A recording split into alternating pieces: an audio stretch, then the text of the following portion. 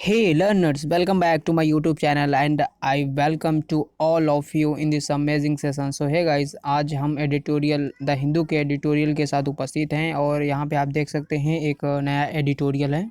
तो आइए एडिटोरियल को समझते हैं with translation. So the topic is simply reforming WHO। It means WHO के सुधार की बात यहाँ पे करी जा रही है। सो सब टॉपिक क्या है? More needs to be done to enhance WHO's ability to respond to disease outbreaks. It means more needs to be done मतलब और आवश्यकता है टू इन्हांस यानी बढ़ाने की, क्या? WHO की एबिलिटी यानी उसकी क्षमता को बढ़ाने की ज़रूरत है और to respond to disease outbreaks मतलब जो डिसीज़ेज जो बीमारियां होती हैं उसको ठीक करने में WHO को थोड़ा सा और अपने आप को इन्हांस करना पड़ेगा, उसकी एबिलिटी को और बढ़ाना पड़ेगा। तो ऐसा कुछ करके यहाँ पे दिया गया है। सो यहाँ पे आप देख भी सकते हैं WHO में सुधार, WHO को बढ़ाने के लिए और अधिक करने की आवश्यकता है। ठीक है, मतलब उसकी क्वालिटी को बढ़ाने की बात करी जा रही है। चलिए समझते हैं। बात हो रही है in the third year of the COVID-19 pandemic, Prime Minister Narendra Modi once again brought up the much discussed issue of reforming the World Health Organization while addressing the heads of countries at the second global COVID-19 summit। तो देखो यहाँ पे second global कोविड-19 summit हो रहा है। तो यहाँ पे नरेंद्र मोदी जी एड्रेस करते हुए बता रहे हैं, यहाँ पे देख सकते हैं आप, इन द थर्ड ईयर यानी कि तीसरे कोविड-19 के तीसरे साल यहाँ बात करी जा रही है। Prime minister Narendra Modi once again एक बार फिर से ब्रॉट अप यानी कि सामने लेकर आए हैं द मच डिस्कस्ड यानी कि ये जो बहुत ज़्यादा डिस्कस हो चुका है इस इशू के बारे में of reforming the World Health Organization, मतलब कि इस पार्टिकुलर ऑर्गेनाइजेशन को रिफॉर्म पाते हैं। वाइल जबकि addressing the heads of the countries at the second global covid summit. तो ऐसा कुछ करके है, मैं इसको हिंदी वर्जन भी दिखा देता हूँ। कहा जा रहा है कि कोविड-19 महामारी के तीसरे वर्ष के रोग के प्रकोप का जवाब देने की क्षमता प्रधानमंत्री नरेंद्र मोदी ने दूसरे वैश्विक कोविड-19 शिखर सम्मेलन में देशों के प्रमुखों को संबोधित करते हुए एक बार फिर से विश्व स्वास्थ्य संगठन में सुधार के बहुचर्चित मुद्दे को उठाया है। ठीक है, तो ऐसा यहाँ पे एक छोटी सी न्यूज़ है। आगे चलते। नाउ नेक्स्ट, दैट रिफॉर्म्स यानी कि दैट रिफॉर्म मतलब अब यहाँ पे दैट आ गया है किसके लिए? कोविड-19 के लिए।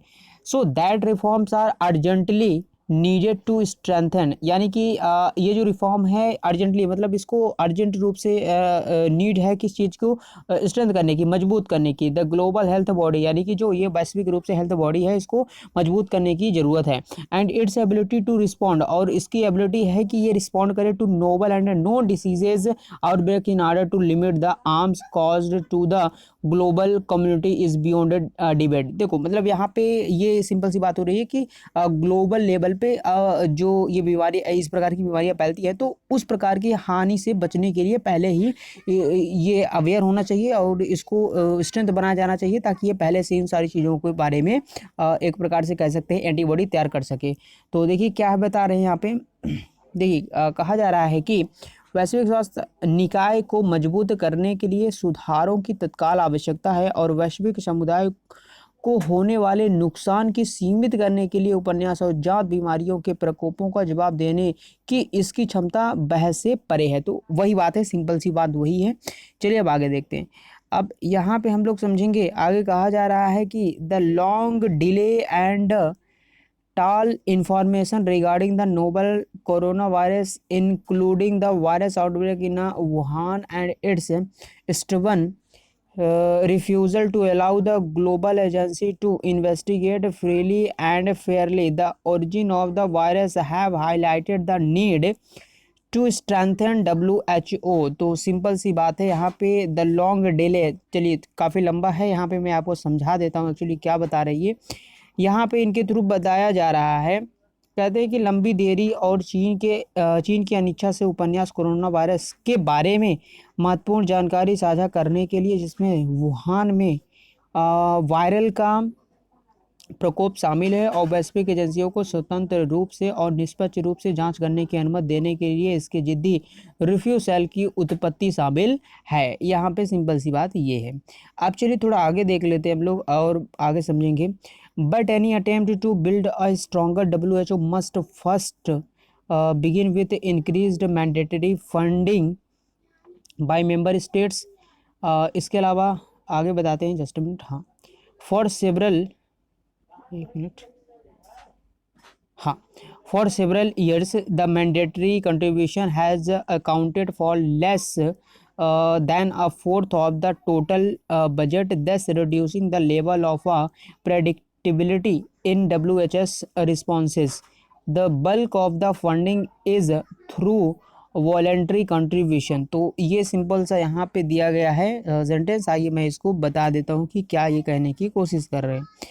तो देखिए यहाँ पे बात हो रही है, कहते हैं कि वायरस ने WHO को मजबूत करने की आवश्यकता पर प्रकाश डाला है, लेकिन WHO को मजबूत बनाने के किसी भी प्रयास की शुरुआत पहले या सदस्य देशों द्वारा अनिवार्य फंडिंग में वृद्धि से होनी चाहिए. कई वर्षों के लिए अनिवार्य योगदान कुल बजट के 1/4 से भी कम के लिए जिम्मेदार है. इस प्रकार WHO की प्रतिक्रिया में पूर्वानुमेयता के स्तर को कम करता है. फंडिंग का बड़ा हिस्सा स्वैच्छिक योगदान के माध्यम से है. तो ऐसा यहाँ पे बताया जा रहा है. चलिए आगे देखते हैं. आगे यहाँ पे हम लोग समझेंगे, आगे कहा जा रहा है, हाँ, so just a minute, yes.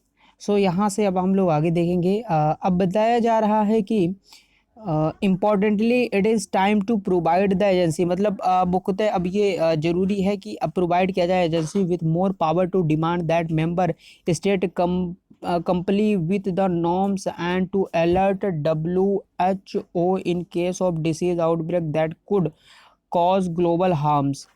Under the legal binding international health regulation, member states are expected to have in a place core capacities to identify, report and respond to public health emergency. So ऐसा कुछ करके यहाँ पे बताया जा रहा है.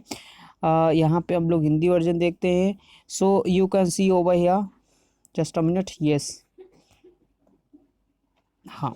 सो महत्वपूर्ण रूप से यह समय एजेंसी को और अधिक प्रदान करने का है ताकि यह मांग की जा सके कि सदस्य देश मानदंडों का पालन करें और वैश्विक नुकसान का कारण बनने वाली बीमारी के प्रकोप के मामले में WHO को सचेत करें. ठीक है, तो ऐसा कुछ करके यहाँ पे बताया जा रहा है. चलिए आगे देखते हैं. नाउ नेक्स्ट, अच्छा यहाँ भी हो गया है, ठीक है, मैं बता देता हूँ. So you can see over here, कहाँ गया, यहाँ पे देखेंगे फंडिंग का बड़ा हिस्सा, just a minute, I think यहाँ तक हो गया है. वैश्विक नुकसान, हाँ, यहाँ से देखेंगे. कानूनी रूप से बाध्यकारी अंतर्राष्ट्रीय स्वास्थ्य निकायों के तहत सदस्य राज्यों से अपेक्षा की जाती है कि वे सार्वजनिक स्वास्थ्य आपात स्थितियों की पहचान करने के, रिपोर्ट करने और प्रतिक्रिया देने के लिए मुख्य क्षमताएं रखें. तो यहाँ पे ऐसा कुछ करके यहाँ पे बताया जा रहा है. चलिए थोड़ा आगे देखते हैं हम लोग. अब आगे बात करेंगे. Ironically, member states do not face a penalty for non-compliance. This has to change for any meaningful protection from future disease outbreaks. Now next, while Mr. Modi has been right in calling for reforms in WHO, the demand for a review of the health agency's processes on vaccine approval is far removed from reality. चलिए आगे देखते हैं. यहाँ पे बताया जा रहा है, जबकि श्री नरेंद्र मोदी, एक मिनट, हाँ, भविष्य में होने वाली बीमारी के प्रकोप से किसी भी सार्थक सुरक्षा के लिए इसे बदलना होगा. जबकि नरेंद्र मोदी WHO में सुधार का आह्वान करने में सही किया है. टीके की मंजूरी पर स्वास्थ्य एजेंसी की प्रक्रियाओं की समीक्षा की मांग वास्तविकता से दूर है. आगे देखते हैं. नाउ नेक्स्ट, हाँ, Covaxin is not the first vaccine from India to be approved by WHO, and the manufacturer of a vaccine has in the past successfully traversed the approval process without any glitch. The demand for a review of the vaccine approval process is based on a assumption that the emergency use listing of a vaccine was internationally delayed by the health agency, which has no basis. और आगे देखते हैं थोड़ा सा. आगे कहा जा रहा है कि that the technical advisory group had regularly ask for addition data from the company online underscores the incompleteness of the data presented by the company. As a senior WHO official said, the timeline of granting an EUL for a vaccine depends 99% on manufacturers. The speed, the completeness of the data to believe that the agency was influenced more by media reporter than the data submitted by the company is naive. Now next, the media were only critical of the Indian regulator approving the vaccine even in the absence of a efficacy data. Also, the rolling submission began in July 2021 after the company had completed the final analysis of phase 3 data. Any reform in WHO should not dilute the vaccine approval process already in a place. सो ऐसा कुछ करके यहाँ पे बताया जा रहा है। आइए मैं हिंदी वर्जन को बता देता हूँ। So you can see over here, Covaxin WHO द्वारा अनुमोदित होने वाला भारत का पहला वैक्सीन नहीं है और इस वैक्सीन के निर्माता ने अतीत में बिना किसी गड़बड़ी के अनुमोदन प्रक्रियाओं को सफलतापूर्वक पार किया है। वैक्सीन अनुमोदन प्रक्रिया की समीक्षा की मांग इस धारणा पर आधारित है कि कोवैक्सीन को आपातकालीन उपयोग सूची यानी कि EUAL को स्वास्थ्य एजेंसी द्वारा जानबूझकर विलंबित किया गया था, जिसका कोई आधार नहीं है। यह कि तकनीकी सलाहकार समूह ने नियमित रूप से कंपनी से अतिरिक्त डेटा मांगा था, केवल कंपनी द्वारा। हाँ, सो यहाँ से देख सकते हैं प्रस्तुत डेटा की अपूर्णता को रेखांकित करता है। जैसा कि WHO के एक वरिष्ठ अधिकारी ने कहा कि एक टीके के लिए EUL देने की समय सीमा 99% निर्माताओं गति पूर्णता पर निर्भर करती है। यह विश्वास करने के लिए कि एजेंसी मीडिया रिपोर्टों से अधिक प्रभावित थी। प्रस्तुत डेटा की तुलना में कंपनी द्वारा अनुभवहीन मीडिया केवल भारतीय नियामक द्वारा टीके को मंजूरी देने के लिए आलोचना कर रहा था, यहाँ तक कि दक्षता डेटा के अभाव में भी था। इसके अलावा जुलाई 2021 में कंपनी द्वारा चरण के अंतिम विश्लेषण को पूरा करने के बाद रोलिंग सबमिशन शुरू हुआ। 3 डेटा WHO में किसी भी सुधार से पहले से मौजूद वैक्सीन अनुमोदन प्रक्रिया को कमज़ोर नहीं करना चाहिए। तो यहाँ पे सिंपल सी बात है, एक यहाँ पे जो दिया गया है ये एडिटोरियल, ये बात कर रहा है जो हमारी WHO है। WHO को बताया जा रहा है कि नीड है, किस चीज़ की नीड है कि इसको थोड़ा सा और अच्छा और काफ़ी इन्हेंस बनाया जाए, ताकि किसी भी प्रकार के डिसीजेस से निपटने के लिए ये न केवल किसी पार्टिकुलर कंट्री की हेल्प करे बल्कि ग्लोबल लेवल पे सबकी मदद कर सके। जैसा कि यहाँ पे कोरोना वायरस के थ्रू ये जो पैंडमिक हुआ था तो कितने लोगों की जाने गई, तो इस प्रकार से दोबारा ना हो, इसके लिए यहाँ पे हमारे प्राइम मिनिस्टर मोदी जी ने भी इसमें संबोधन किया है कि इसको सही तरीके से इन्हेंस किया जाना चाहिए। इट मीन्स इसको इंक्रीज़ किया जाना चाहिए इसकी कैपेबिलिटी में, इसकी एबिलिटी में। सो ऐसा कुछ करके यहाँ पे एक सिंपल सी न्यूज़ थी और ये आप देख सकते हैं आज का एडिटोरियल है और काफ़ी सिंपल तरीके से मैंने बताने की कोशिश करी है। और यहाँ पे आप देख सकते हैं ये मैं लेकर आज जो आया हूँ, देखिए यहाँ पे मैं आपको बता दूँ ये ट्रांसलेशन में काफ़ी मुश्किलें आ जाती हैं, लेकिन मैं आपके लिए लेकर आता हूँ। So please cooperate with me.